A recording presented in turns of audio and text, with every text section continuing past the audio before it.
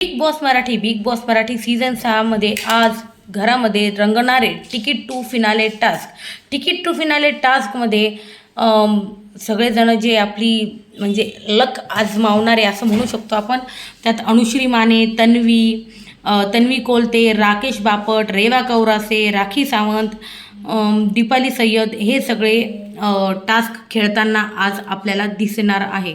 आणि तुम्हाला काय वाटतं, कोण डिझर्विंग आहे तिकीट टू फिनाले टास्क म्हणजे फिनालेमध्ये जायसाठी कोण डिझर्व आहे आणि तिकीट टू फिनाले टास्क कोण जिंकू शकतं मला नक्की सांगा.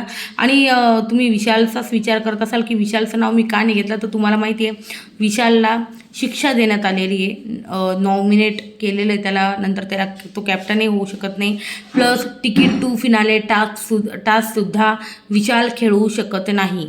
त्याच्यामुळे विशाल या टास्कमधनं पूर्णपणे आऊट आहे. आणि तुम्हाला आता यांच्यापैकीच कोणाला तरी चॉईस करावं लागणार आहे.